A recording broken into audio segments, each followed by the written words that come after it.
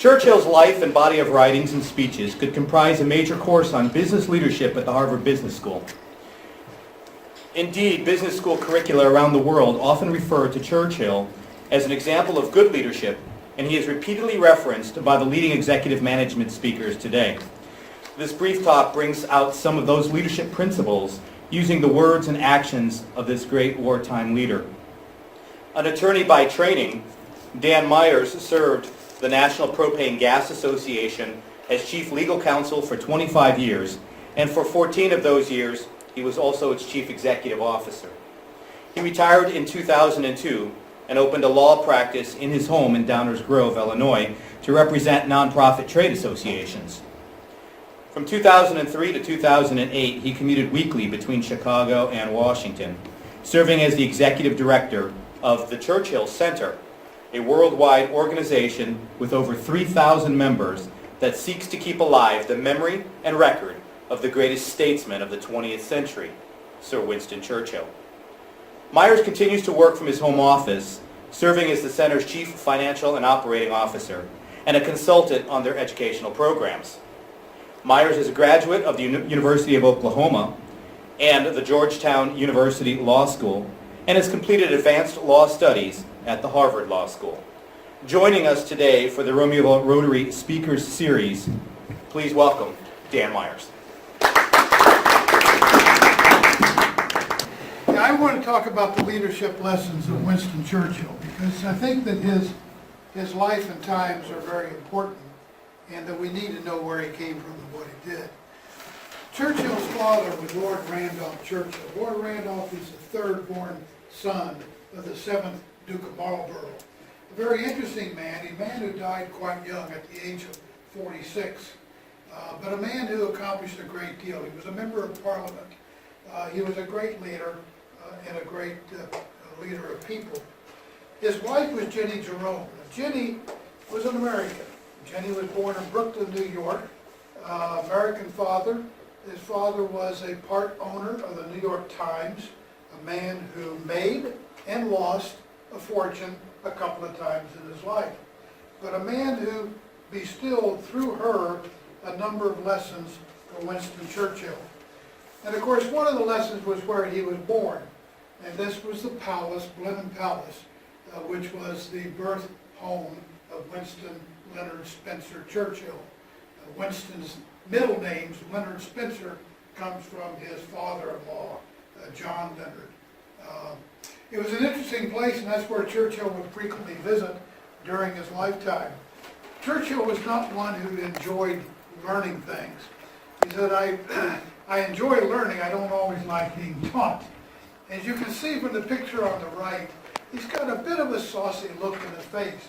He's a very young man in that photograph, but it does show that he doesn't really have the attitude to learn more. This was one of the schools that he attended, St. George's, Ascot, a place where the master of the school would enforce discipline, and Churchill was the recipient of a lot of that enforcement. Churchill hated school. He hated all the years that he was in school. He said, I was no more consulted about leaving home than I had been about coming into the world. And I'm going to cover just a very few lessons that Churchill's life leads for us. And one of those was to focus on opportunities and not potential problems. Churchill loved to focus on opportunities, and when he was commissioned as a cavalry subaltern, having graduated from the Royal Military College at Sandhurst, he purchased that uniform. That uniform took him 6 years to pay for. And by then he was no longer in the military. He'd already resigned his commission. But that was the uniform he was wearing. And as you can see, it's a rather dapper uniform with a little hat on the side there, a big bush hat that he would wear with that uniform. He was an interesting man. Do you want my order? Yes, sir. I would love grilled cheese. Grilled cheese, sandwich, and a fry? Whatever. It comes with it. Yeah, It's that's a what kid's I menu. When Churchill graduated from college, he was sent to India. India was where the unit that he was assigned to was stationed. And in 1897, the little bungalow at the top is the bungalow where he lived in India. And you can see in the picture at the bottom, the man with the white hat, that's Churchill minding his ponies. He loved to ride a white pony, even though that was kind of out of the question. A white pony would tend to set you off, and the dervish and others could take pot shots at somebody on a white pony. Something which Churchill never got, but something which could have happened. After India, he then was looking for another war, and he made his way down to Egypt. Now, Kitchener was the leader of the troops. Kitchener was in charge of Egypt, and he was the leader of the troops who were going down to Khartoum to attack the Mahdi. Well, it took Churchill quite a while, but he called on Lord Salisbury, the Prime Minister, to get him a position. And Salisbury came through for him and got him assigned to Kitchener's troops. And just opposite Khartoum on that map is a map or a picture of Omdurman. And Omdurman is where the British cavalry had their last great cavalry charge. And it was a sterling moment. It was wonderful to read the story about the Battle of Omdurman when most of the units were killed, but Churchill survived that battle. After Egypt, he then resigned his commission. He went back to England, and he stood for Parliament.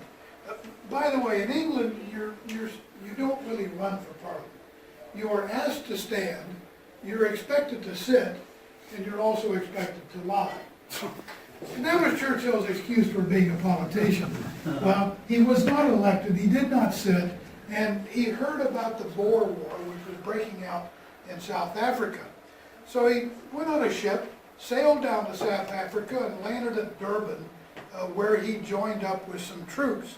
And he ran into an old friend from India who said, well, I'm going to run a train up towards Ladysmith. And Ladysmith was under siege right then. The town had been surrounded by the Boers. He says, we'll go up towards Ladysmith and then we'll turn around and come on back. Well, that was their plan. Unfortunately, on the left, you see what remains of the train. It was attacked by the Boers. Most of the soldiers were able to get back on the train, but Churchill and his fellow soldiers were captured. He was then taken to Pretoria at the top of the map and put into a prison camp. Within 30 days, he escaped from the prison camp, got on a train, headed over to Delagoa Bay in the Portuguese East Africa, and found his freedom there. So in 30 days' time, he had been captured by the Boers, escaped the Boers, and made his way over for freedom. Well, needless to say, this was a huge mess. And the little poster on the bottom shows a 25-pound poster for the arrest of Winston Churchill. And that was quite a thing in his day. He also used that poster, by the way, and showed it to Michael Collins in 1921 when they were discussing peace with Ireland. And Collins was upset he wouldn't even talk to Churchill. And Churchill asked him, why are you upset? He said, because you people have put a price on my head. Churchill said, well, what price did we put? He said, 5,000 pounds. Churchill went over to the wall and he pulled down that poster and he held it up for Collins. He said, at least we put a respectable price on your head. So between 1895 and 1901, Churchill wrote and published 5 books. He traveled to the U.S. and Cuba. He rode with the Spanish army against the insurrectionists. He twice traveled to India. He traveled to the Sudan, rode in the last recorded British cavalry charge, stood for Parliament and lost, traveled to South Africa, was captured by the Boers and then escaped capture, stood for Parliament again and won, and he traveled to the U.S. on a 2-month speaking tour and celebrated his 26th birthday. Now, I don't know about anybody in this room, but I don't know anybody who is 26 years old who could accomplish even half or a quarter of that list. That's a lifetime right there. It is. It's the work of a lifetime right there. So he certainly was an incredible man. Which brings us up to action speaks louder than words. And Churchill knew how to do that. Churchill was a very clever fellow, but he didn't act as a slave for any particular party. In fact, in 1900, when he entered Parliament, he was a conservative, a Tory. Within 5 years, he switched over to being a Liberal Party member. He really didn't care. The important thing with Churchill was who was important. And Churchill always said, never stand so high upon a principle that you cannot lower it to suit the circumstances. Well, he didn't hesitate to lower the principles if they met his circumstances.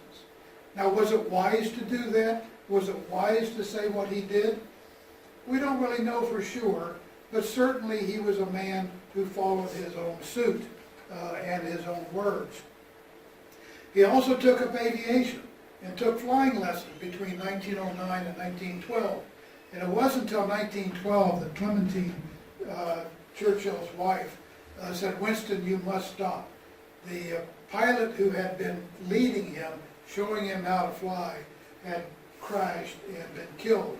And so he followed his wife's claim, but every opportunity he had, he took an opportunity to get behind the wheel of an airplane. In 1914, World War I broke out, and Churchill was the First Lord of the Admiralty. Now, Churchill had a great idea for the Admiralty, and he thought that if they could capture the Dardanelles, it would put an end to the war. Unfortunately, that didn't work out. Churchill was then forced to rejoin the army, served on the front, and then later came back home. Now, Churchill had a lot of confidence in his abilities. You can see him riding the bareback, the white pony. He was confident of his destiny. He knew he could accomplish a great deal in that regard. As First Lord of the Admiralty, he was the first to switch his fleet from coal to oil fuel. And as I said, the Dardanelles, it was Churchill's idea to capture the Dardanelles Straits and to go up and recapture the Turkish capital.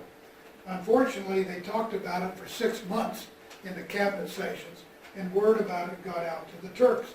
So when the ships did start to go up the Dardanelles, there were cannons on both sides of the Dardanelles, and they blew the ships up, and they were sunk right then and there. The battle for Gallipoli Peninsula, which was led by the British Army, was a terrible disaster, and many people were killed in that activity. In 1924, Churchill became Chancellor of the Exchequer, a major move, and usually a move meaning that person is going to become Prime Minister. And you can see Churchill here with his wife and his 2 children, Randolph and Diane, as they're going to the House of Commons. That's a very typical stance. And so with Churchill, you say, take charge, assume responsibility. And Churchill certainly did. This picture is from a Cairo conference in 1921, and Churchill is seated in the center of the first row as the leader of this conference that is going to solve the problems in the Middle East. Now, the interesting thing about the picture is you see the gentleman in the second row with the business suit just to the behind the gentleman sitting in the business suit on the front. That gentleman in the business suit is T.E. Lawrence. That's Lawrence of Arabia. And Lawrence of Arabia was a very good friend of Churchill's. Churchill read his book, and he thought a great deal about the man and what he had accomplished in the Middle East. He learned a great deal from him. And it was all part of assuming responsibility. In September 1939, Germany attacked Poland, and England declared war on Germany. And Churchill was called by Neville Chamberlain. Now, he had been out of office for 10 years. During the 1930s, Churchill had been out of office. But yet, Neville Chamberlain called Churchill and said, we're back at war. We would like you to take over as First Lord of the Admiralty. And Churchill is shown at the entrance to the Admiralty offices. He goes up to the offices, and there's a big panel of cabinets there. And he goes over and he opens up the doors to that panel. And behind the door is a picture, is a map of the world. And on that map are all the German ships where they're supposed to be in 1950. Nobody had gone in from 1915 until 1939 to update those maps. Absolutely incredible. In May of 1940, Churchill became Prime Minister once again. This was because Germans had attacked in the West. Neville Chamberlain couldn't handle it, and Churchill was called in to take over. And he also assumed the title as Minister of Defense. As he said, he was a two-gun minister. He wanted to make sure he was in charge of the government, but he also wanted to make sure that he was in charge of defense. And so the lesson number 5 is to never underestimate good communications. A very important lesson in Churchill's messages. When he became First Lord of the Admiralty in charge of the Navy, Neville Chamberlain asked him to make a speech to the people. And he continued on from then until May of 1940, giving speeches to the people because Chamberlain knew that Churchill had a command of the language and could give those speeches very well.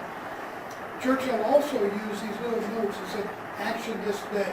Just a little piece of broad paper on a sort of an orange stalk. And Churchill would attach those notes to anything sent down to the ministers saying, nothing of consequence was done by me by word of mouth. He wanted action today, right now. And it was those notes that prompted the action to come about. And so Churchill would take it upon himself to go out and check. You see pictures of Churchill in Bristol, England, and Battersea, England in 1941.